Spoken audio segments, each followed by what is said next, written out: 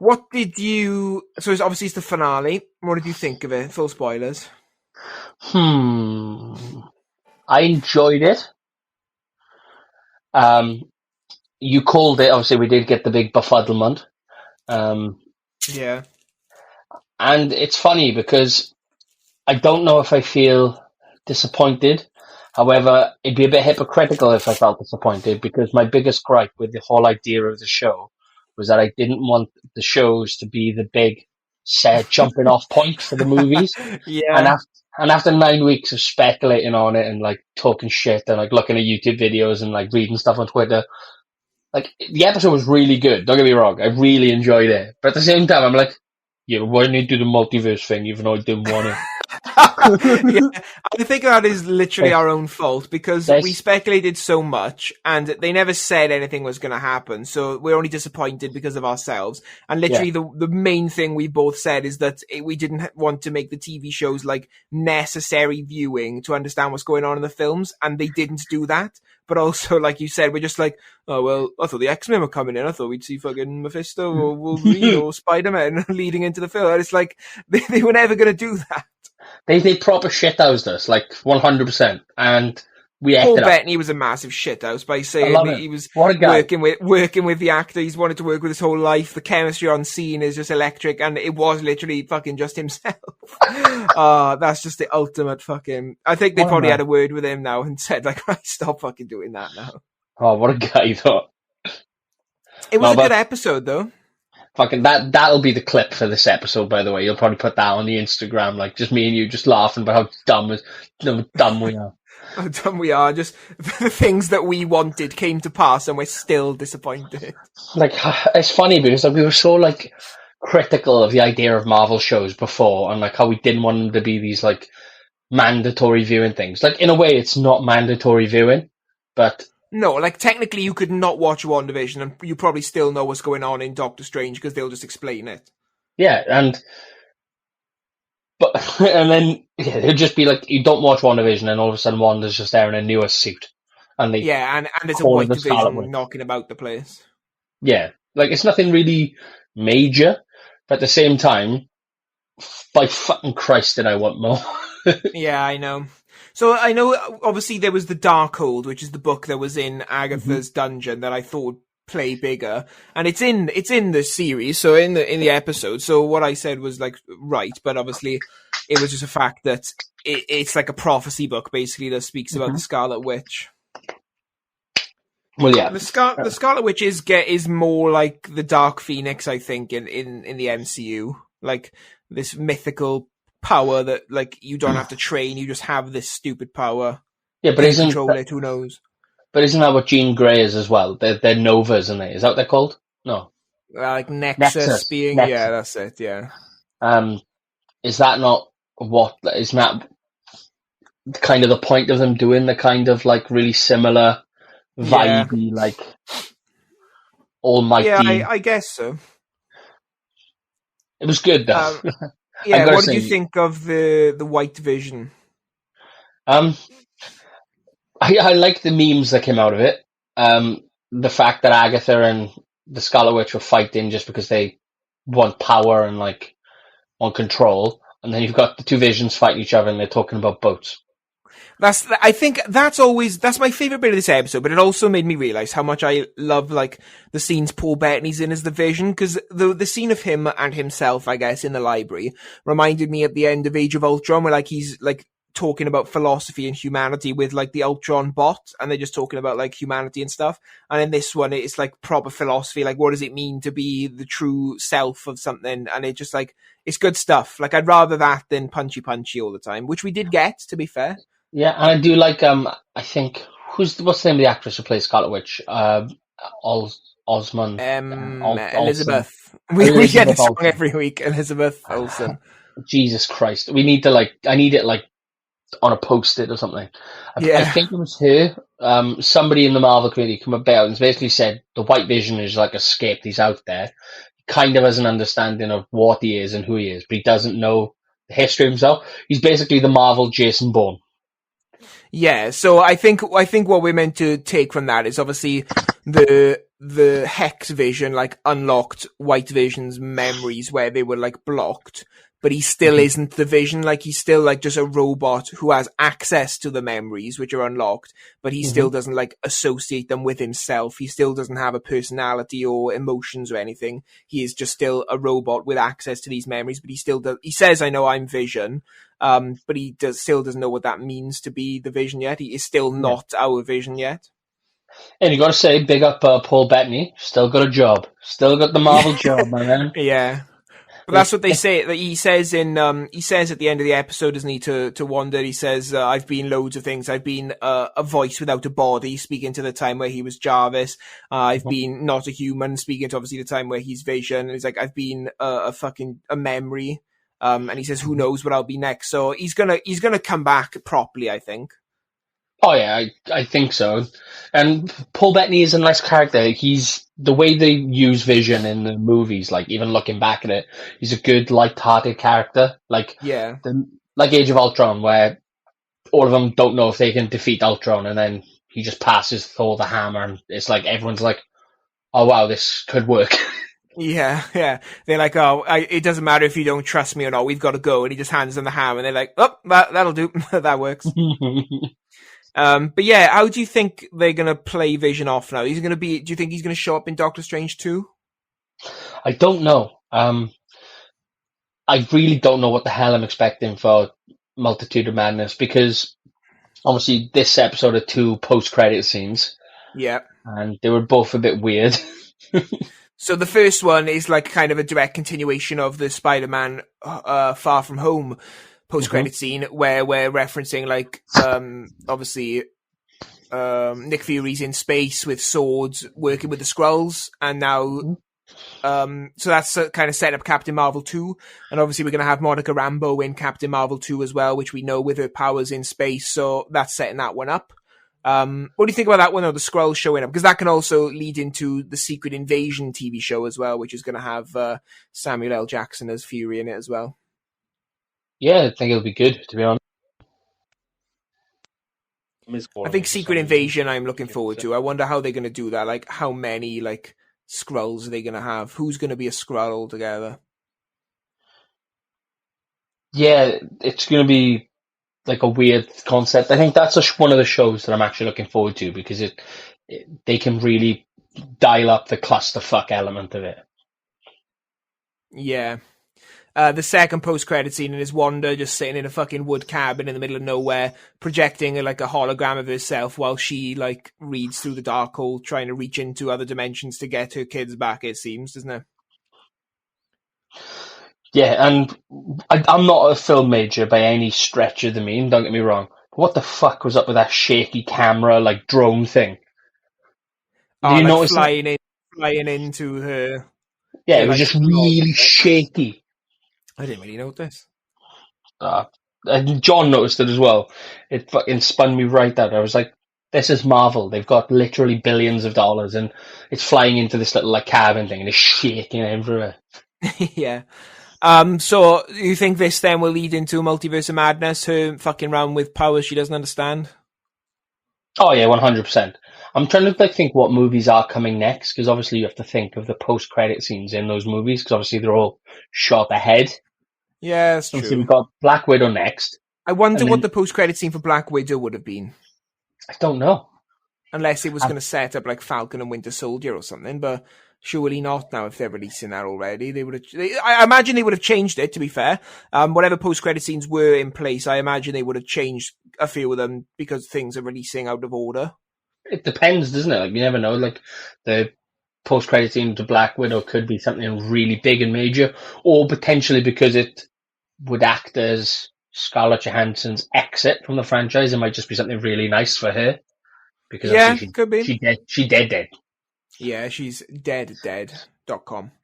Did you see that they released a statue of Black Widow, and it's literally her. It's the bit of her running off the cliff, yeah. What a fucking thing to like remember. Why would you want that? Great fucking memorabilia. So, Wanda, like, puts Agatha back to like Agnes and leaves her in Westview. Do you think we're gonna see her again in another film? Because she says, "You don't know what you're doing. You're gonna need me," and she's like, "If I need you, I know where you are." Do you think she's gonna come back and get her? Potentially, obviously Agatha knows that she's not as powerful as the Scarlet Witch, and didn't you say before in the comics she becomes like a point of reference for the Scarlet Witch?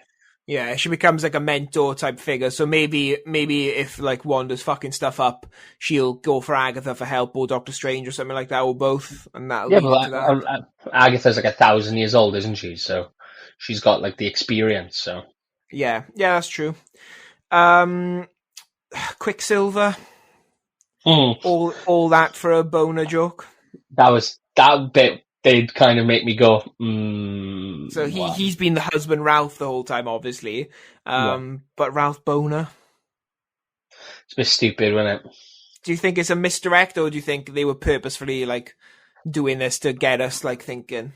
Well, if they've leaked that they're going to reboot it, I'd imagine a reboot means new casting, which would mean, sorry, Evan Peters, you're out of a job, son. Yeah, even if that is the case, it's nice that he got to do this. Just as a thing to fans, I guess, if nothing else. Yeah, that's true. It was fan service, and people did like it. Made the internet melt down for like a couple of days, I guess. So yeah, definitely. So obviously Hayward, do you think he should have been arrested at the end? Because at the end of the day, all he was doing was trying to save the people that Wanda had brainwashed. So do you think he should have been arrested? yeah, I didn't really understand why. Like he was acting potentially in accordance with some sort of rules. Yeah, what I took from it is the fact that he just opened fire on the kids, but it's like, at the end of the day, his own mission in there was to stop Wanda and free those hundreds of people trapped in the town that had been there for like a week or two. Oh yeah, That's the way I saw it. So yeah, I don't know. He's a bad dude. Don't get me wrong, but he probably shouldn't be in prison for doing this. Something else maybe, but not this. It just seemed like a weird way to write him out. Yeah, and I think we're going to get the kids back anyway. I think definitely she's going to be fucking around with some stuff that's going to bring the kids back and potentially bring the Vision's soul back, because the Vision's about there physically, so he's at some point probably going to go to Wanda to like figure out what's going on, and maybe they'll try and give him memory back. And in the post-credit scene, obviously, you hear the kids calling out for Wanda, don't you? So yeah, so maybe that's her hearing them from an alternate dimension or something like that. So. Mm-hmm. Or a different, like, fucking realm of existence. Who knows? I think with the speculation has already begun with Falcon and Winter Soldier about like the cameos, and is it going to start the new like fucking X-Men and stuff? Have you seen? Yeah, apparently they've said, haven't they? One of the executives from Marvel, I think, has said that people are going to speculate over this probably more than they did with WandaVision. Which, yeah, so, God help us. I think we should be more responsible with our speculation on Falcon and Winter Soldier, as it's just like we're being really responsible and they just blow our fucking minds. Yeah, what did you think of Scarlet Witch's costume right there? I like it. It looks a lot like Magneto's costume from X-Men Apocalypse. And I liked all the little details in it, like the crown on the neckline. She has the same shape cut out that Vision had of the Mind Stone in his head, like on her chest, like on her heart. Yeah, it's good. I think it's a really good costume for her going forwards, because she needs a proper costume, and obviously she's got the name now. And it just, who knows? It left it ambiguous as, is she bad? Like, is she still good? So I think in hindsight, it was kind of obvious what they were going to do all along, because didn't Hayward say in like episode 1 that she's potentially a bad guy because she doesn't have like a call sign? Yeah, because he was saying that she was bad first before she was with the Avengers, and then obviously speaking the fact that she doesn't have a name. So it was kind of hinted, I guess, that she was going to have a name, and there's still that question, is she good, is she bad? Because she's still good, but I think she's going to probably do bad things to get her kids back. Oh yeah, she's going to do whatever the fuck she wants, isn't she? We know that. She's looking through that dark old book. That's probably not good, is it? That's going to, like Agatha said, is like, you don't know what you're fucking playing with you and what you've done. You're going to need me. So maybe she'll go back and get her. Sure. So I'm trying to think, what's the order of the Marvel movies moving forward now? So obviously we've got Black Widow, we know is next. Is it Multiverse of Madness after that, or is it Shang-Chi? Let me have a look. MCU 2021. So it's Black Widow in May, then Shang-Chi Legend of Ten Rings in July, then The Eternals in November, Then Spider-Man in December. And we'll be getting... Sorry, I had it here. After that, then, is Thor Love and Thunder, which is February 2022. And then in March 24th, 2022 is Doctor Strange. So Doctor Strange is the last one. Wow. Yeah. There's still a long way to wait. And obviously in between that then we've got Falcon Winter Soldier now. Straight after that is Loki. At some point in the summer then it'll be Hawkeye. What If. After that then we'll have Hawkeye and the Ms. Marvel TV show. The Ms. Marvel TV show will then lead into Captain Marvel 2. The What If isn't like a linked thing, isn't it? It's just like a jokey like... As far as we know, yeah, but it could kind of link into like alternate dimension reality shit. We don't know. Is it? I know it's not live action, isn't it? It's all cartoons. Yeah, it's all different animation styles. Yeah, pretty sure. Yeah, and I know with Loki, there's going to be like elements of like time travel and reality and stuff because there's a bit in the trailer where he's sitting down with Owen Wilson and Owen Wilson is showing him a hologram of Loki arriving back on Asgard in Thor Ragnarok to save everyone when they're fighting Hela. But obviously this Loki hasn't done that because he's a different version. So I don't know how much they're going to like play with like the timeline and stuff with that. But it'll be good anyway. Yeah, true. I'll probably watch the Marvel Assemble thing tomorrow, I think. Oh, on WandaVision, yeah. It's quite good. I watched a bit of it just to show how they make it. It's quite interesting. Yeah, and I really enjoyed the Mandalorian one, so I feel like it's the right time. I'm going to watch it tomorrow. And plus, I need something. I need something other than House to watch. Yeah, I always like them, like bonus features, like behind the scenes. I always find them really interesting. Mm-hmm. Yeah, it's good stuff. So yeah, next week then we'll have Snyder Cut and however many Falcon Winter Soldiers come out. Yeah, well, if they are longer, because it's a shorter season, then maybe only one. But hopefully two. Yeah. Overall, then, WandaVision as a series, what did you think? Did it meet or exceed expectations you had beforehand? Well, I had like zero expectations beforehand, so it definitely did a lot better than I thought it was going to be. I did really enjoy it. And in fairness, I probably will go back and watch it again. I've started going through watching the Marvel movies again because I realized the other day that I hadn't seen a load of them for years. I think before Endgame came out, I binged them all. Oh no, after it was during lockdown last year. I finally put myself through Iron Man 2, so I'm on Captain America. Iron Man 2. It's the best one. No, shut up. Yeah, it's the best one. I want my bed.